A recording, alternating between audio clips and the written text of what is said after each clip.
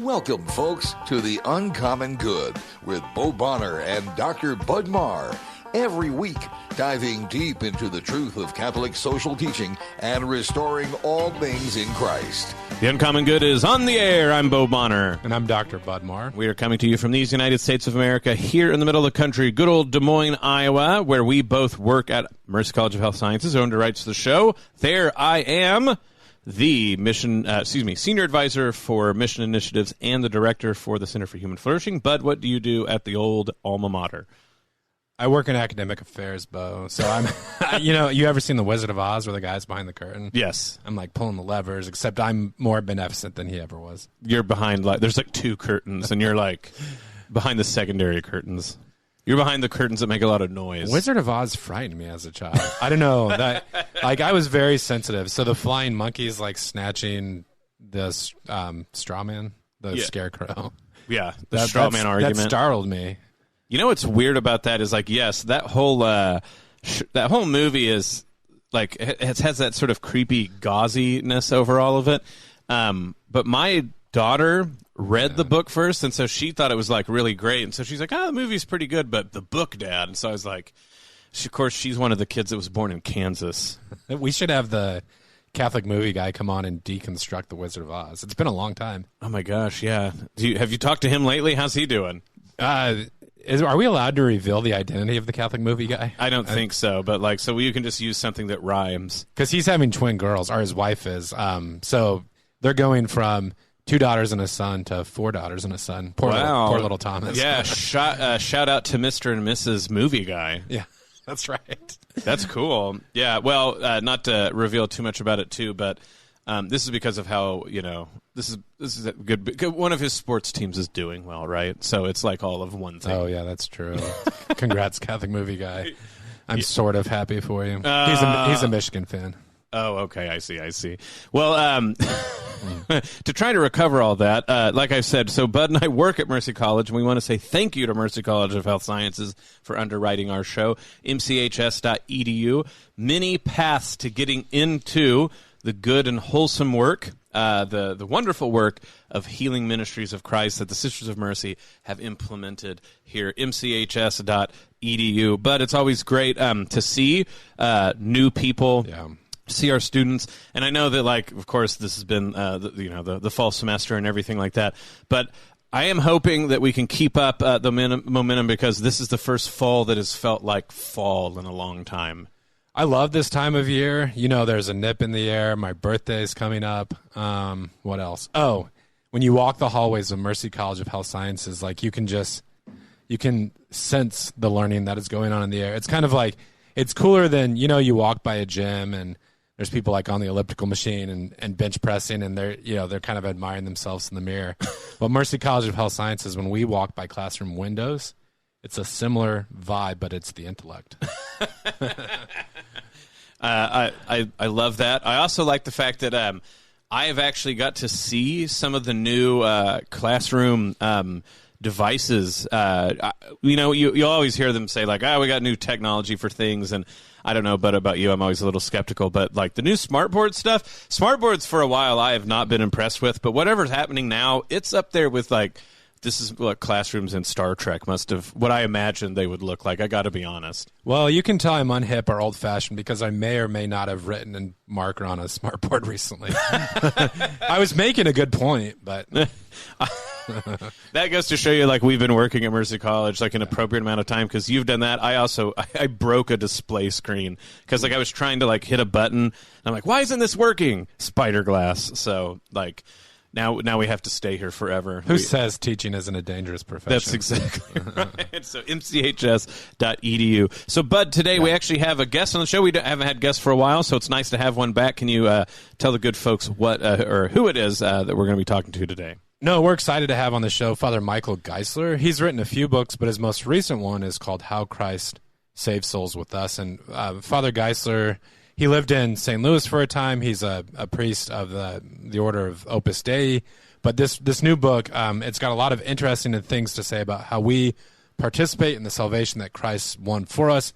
Really ties into a lot of what we've been saying about sacrificial leadership. So I'm I'm excited to have Father Giesler on the show. Absolutely. We're going to be talking about co-redemption, if I'm reading the emails right, and co-redemption and sacrificial leadership. I hope people see the connection. So this is The Uncommon Good. Bo Bonner and Dr. Bud Marr. Stick around. We'll be back with this interview right after this. Support for Iowa Catholic Radio is provided by CTO. What great news for donors to the Catholic Tuition Organization. You now receive 75% of your donation back in Iowa tax credits. Your support has helped thousands of students attend our Catholic schools. Best gift ever. Online, ctoiowa.org. At CTO, the bottom line, it's for the kids and their future. Support for Iowa Catholic Radio is provided by Ashworth Vision Clinic. Complete eye exams, contact lenses, glasses, glaucoma testing, and pre- and post-operative care. 515-440-4610. AshworthVision.com. Support for Iowa Catholic Radio comes from Mercy One, your expert circle of personalized care for all your health needs. With more care locations than anyone, your best life is their one purpose. Find your doctor at mercy1.org. Thank you, Builder Ken Construction, for supporting Iowa Catholic Radio. Builder Ken Construction is a commercial general contractor. Projects range from tenant improvements, historical renovations, to high-rise buildings. Learn more at bdconstruct.com. Thank you, Builder Ken Construction, for supporting Iowa Catholic Radio. Support for Iowa Catholic Radio comes from Will's Family Orchard, located at 33130 Panther Creek Road, just outside of Adel. Apple and Pumpkin Fest weekends run September 17th through October 23rd, with fun farm activities for all ages. Learn more at willsfamilyorchard.com. Support for Iowa Catholic Radio comes from Golden Rule, always seeking to serve customers better and to create job opportunities within the community. So with the new electrical division, Golden Rule now services all home maintenance concerns. Learn more at goldenrulephc.com. We're back with The Uncommon Good. Bo Bonner, Dr. Bud Marr, joining you this Wednesday. Thank you for listening to the show.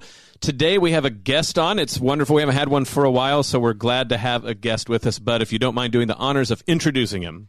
Certainly, we're very happy to have on the show Father Michael Giesler. He's an author, but also a priest of the Prelature of Opus Dei. He's written a few books, but his most recent one is called How Christ Saves Souls with Us, The Mystery of Co-Redemption. It's published by Emmaus Road Press. Father, thank you for being with us. Well, it's a pleasure to be with you, Bud. So just by way of biography, I grew up in an evangelical Protestant home, and I can tell you, Father, that if my evangelical relatives heard the term co-redemption, it would make them a bit nervous. But as you point out in your book, this idea has like a long pedigree in the Catholic magisterium. And I think foundationally for the interview, when our listeners, if they think about picking up your book, you know, about this, the mystery of co-redemption, what do we mean by co-redemption in Catholic theology? Well, first of all, we must say that Christ is the only Redeemer. He's the Son of God who came to the world to save us from sin. And yet, as Catholics, we do believe that he gives us a special power to share somehow in redeeming others. He works in us and through us as co-redeemers. And this is something I think that that our Protestant brothers and sisters can't quite grasp. But it's something clear from Scripture and also clear from that great doctrine of the mystical body of Christ. That is, that we are all members of his body and we all work with him and through him. I think that's the key point. Jesus is the only Redeemer, yet he shares the action with us in some wonderful way. That's the whole purpose of the book. No, Father, that's a fantastic introduction. And one of the reasons we thought this was a natural match to have you on the show is this year we've been talking about what we're calling sacrificial leadership. We're talking about not only in the church, but people who themselves are Catholic who have leadership roles, about how they can imitate Christ, how he leads. So this idea of co-redemption, of course, allows us to understand even, you know, when we imitate Christ's leadership with the people we have been entrusted with your book in mind, could you speak to the fact that that really is a sort of participation in what Christ has already done for us? Well, yes, for sure. For instance, he's given us the truth about salvation, about the sacraments, about love.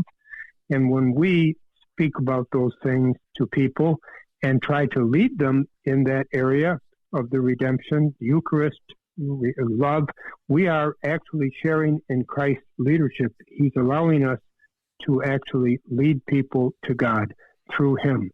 So yes, co-redemption is a very powerful message and truth if it's always connected with Jesus working within us. And that's why I wrote the book, because I knew it was a term that people wouldn't understand right away or misunderstand. But I said, this is such a terrific concept that we have to talk about it and write a book about it. That's what I did. So I hope it helps people. Yeah, Father, I'm personally a theological nerd. So I did 3 degrees, college, master's, and doctorate, and I chose to study the theology the entire time. So, I joke with my parents that I wanted to make myself as unemployable as possible, spend the most time in school as possible, unemployable as possible. But, I love these topics. And, of course, when we hear the term co-redemption, for myself, it's natural to think about Our Lady. And, I have a devotion to St. Maximilian Kolbe, and he talked about Mary as co-redemptrix. I know you get into this in the book some, but can you talk about how Our Lady, through her example, gives us an image or an icon of the vocation to which we're called? Well, yes. Well, I think we have to clarify theologically Certainly that she has the highest degree of co-redemption because she is so close to her son, and she was there at the cross praying and really suffering with him as Jesus redeemed us. So she is the co-redemptrix par excellence. I have a special chapter devoted to her. But we too can use that term properly if we can connect ourselves also with the prayer and sufferings of Christ. But no one can match how she is co-redemptrix. We can try, but we'll never do it because she was so close to Jesus. I think about that too. So I'm a oblate down at Clear Creek Abbey in Oklahoma, and their one of their mottos is "Ecce fiat." So behold, be it done to me according to thy word. This the Mary at the Annunciation, and Absolutely. It seems to me that's one of the most practical ways that if our listeners pick up anything today, where we can imitate Mary but also join into this co-redemption, is accepting what God sends our way. Is really to be with, beside Christ in the Garden of Gethsemane. Pass this cup, but if it's your will, then I'll do it. As your life as a priest, and then, how that motivated you writing the book, is that something that you see time and again, you're trying to help your people and your flock understand in their life? Oh, yes. I'm trying to help them see the value of their life towards assisting the whole world, especially our nation in these troubled times we're going through, that really if they hold on to their Catholic faith and if they hold on to Christ and Our Lady, they can really do tremendous good in society and help our nation in a very profound way. They can do that precisely because they are co-redeemers, and they should be very happy and, quote, proud about that, with a good pride, that Christ has called us to redeem the world with him and through him. But always going to Mary because she is the co-redemptrix par excellence.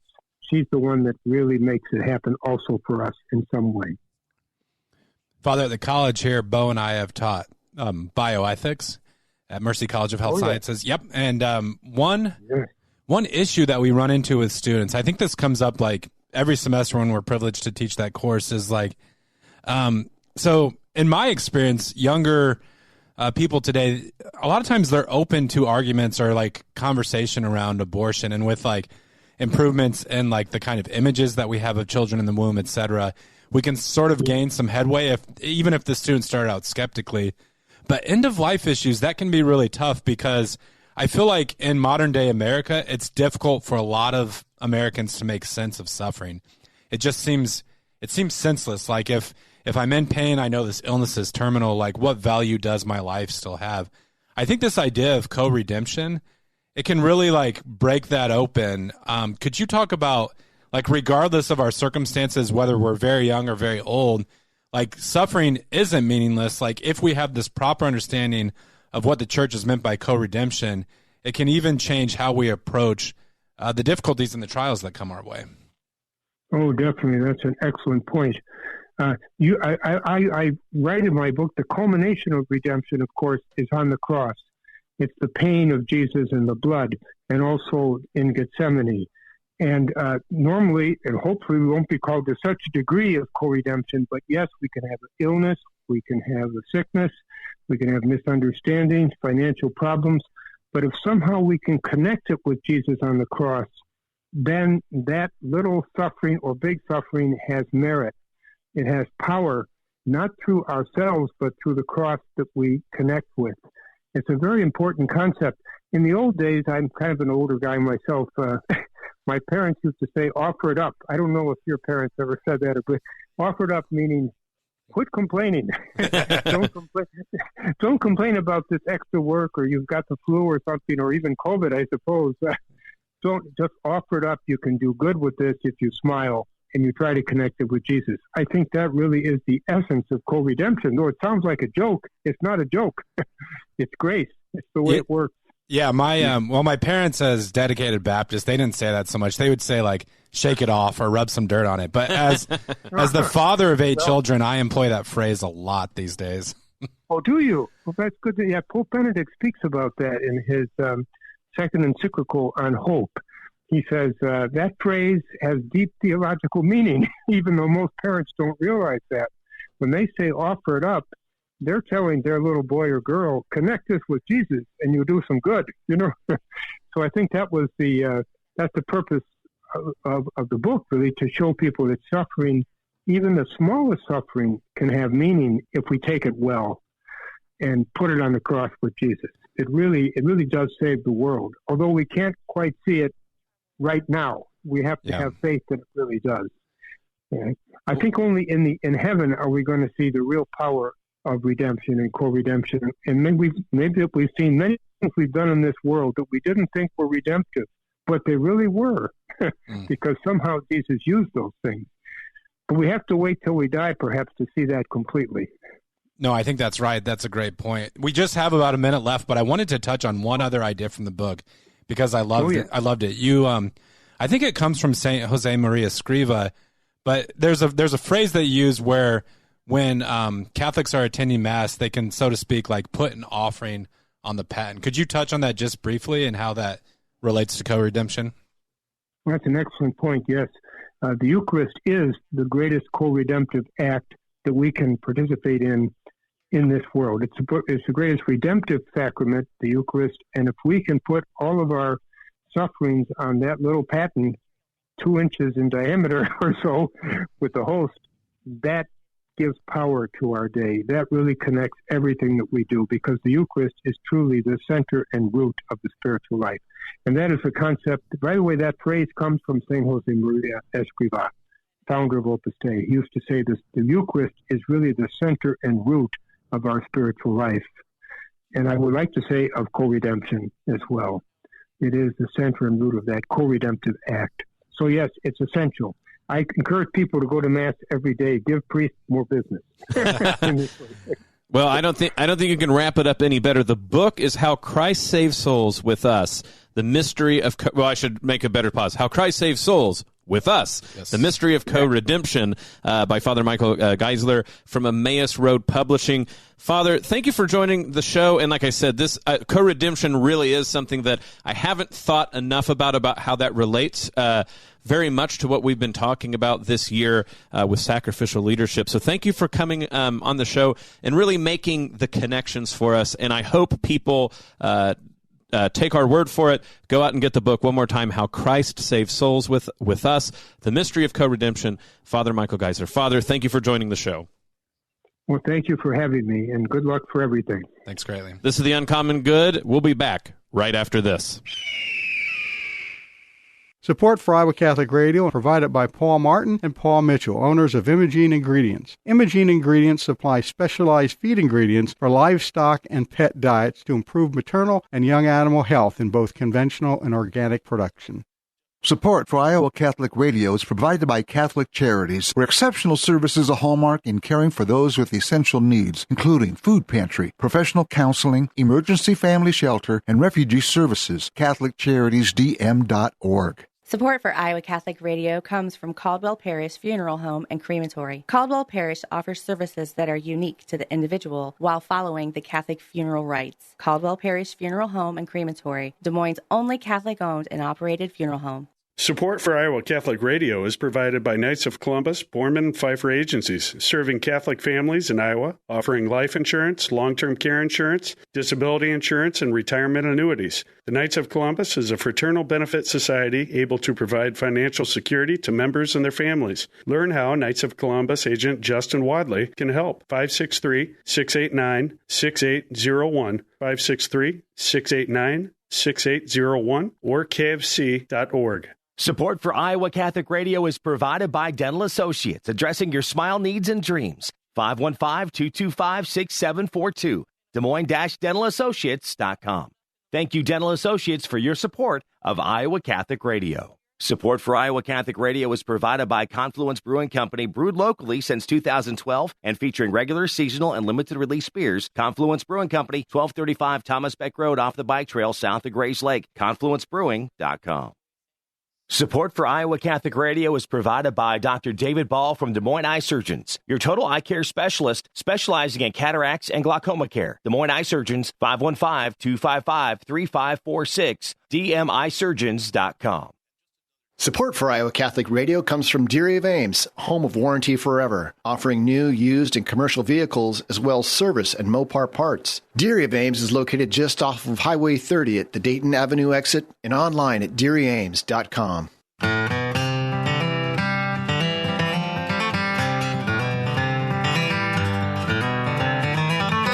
Back with the Uncommon Good. Bo Bonner, Dr. Bud Marr, thank you for joining us on this Wednesday. Thank you for sticking around. I hope you all got to hear that interview. Bud, so a little bit of behind the boards talk.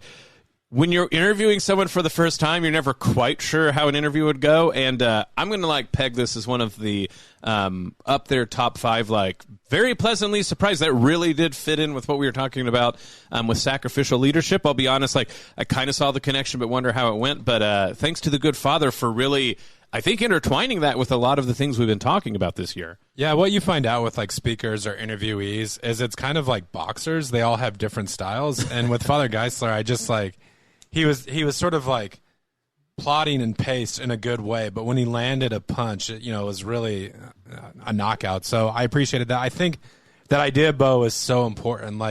We like to talk a lot about golden means. I think in this area, what Father was talking about is really the mean between Pelagianism, the idea that we would save ourselves, or a kind of quietism that we have nothing to do with our salvation. What I think Father demonstrated, and something we can all think about, is that God, in his goodness, calls us to participate, to be co-laborers in the vineyard. That doesn't detract in any way from the glory of God. Anything that we do that's good, that's meritorious, would not be possible without grace.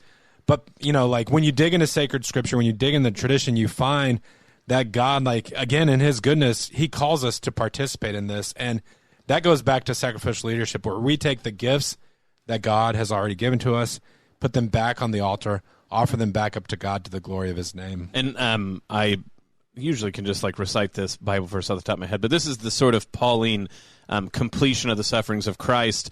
I'm really glad this got brought up, because I think that's exactly what we want to make a focal point when it comes to leadership, is the suffering and struggles of being a sacrificial leadership. This sort of great height of self-abandonment that we're calling people to. I do worry about how unfun we make leadership sound, but I think it's important that people see this as fulfilling that Pauline idea, is that whatever we do for the sake of others in taking on these leadership positions, the minute that we stop making it about self-aggrandizement or getting ahead or puffing ourselves up, the minute we make it pouring ourselves out and kenotic, we start to do that, which is a reward far exceeding any sort of accolades we could get in this life. The difficulties we have trying to get people to heaven or to the good that we share really is a participation in what Christ has done by leading us through the grave up into heaven. And really, it's because of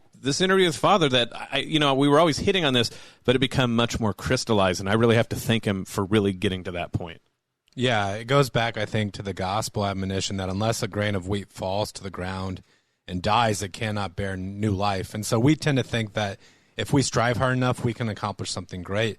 but the calling of Jesus is to die to self, and God resurrects new life out of that sacrifice. Absolutely. This is the Uncommon Good. May Jesus Christ, the Prince of Peace, reign in our hearts, family, city, state, nation, world, galaxy, the whole kit and caboodle. This is the Uncommon Good, and we'll be back next week. Well, Bud, we had a little bit too much fun with the interview and stuff like that. So just briefly, if people want to join in the prayer life of Iowa Catholic Radio, what are ways they can do so? You can really order your prayer life, mark the day. 6 a.m. is the rosary. If you're not an early bird, you can pray the rosary at 10 a.m. 2:55 p.m. is the Divine Mercy Chaplet, and you can pray the rosary anytime, anywhere, using the Iowa Catholic Radio app. And, of course, you can go see what all we're up to. I won't go down the list again. We're kind of running out of time. But if you go to iowacatholicradio.com, you can see all the events that we're up to. Good stuff going on at all times, iowacatholicradio.com. But if you go to iowacatholicradio.com, you can listen live, but also do something very important, which is donate. Our ministry is not just the people that you hear here, two different words, I promise, speaking on air. It's not the people just behind the boards or just the people in the offices. It is you as well. It is your ministry. It doesn't work unless we have your time, talent, and treasure. We want to thank everyone for their prayers, thank them for volunteering, but we also want to beg earnestly for your material support. It's what makes this great ministry work. You can go to iowacatholicradio.com and donate there. You can download the Iowa Catholic Radio app, listen live anywhere that you have data, but also donate us there as well. Call 515-223-1150. Talk to the good people who are manning the phones and, say good compliments, advice that you might have, but also talk about your donation today. We really appreciate it. And you can also find out more about us by following us on places like Twitter and Facebook. But, yes, your prayers, your time, your donations are what makes this work. 515-223-1150 and iowacatholicradio.com. Bud, I hope you have a wonderful week. Thank you for lining up this interview. Like I said, it was great. Yeah, definitely. Good times always. This is The Uncommon Good, and we'll be back next week. The Uncommon Good with Bo Bonner and Dr. Bud Marr is heard every week on wonderful Catholic stations like this one and anytime on podcast. Just search for The Uncommon Good. Support for Iowa Catholic Radio and The Uncommon Good provided by Mercy College of Health Sciences. Learn more at mchs.edu.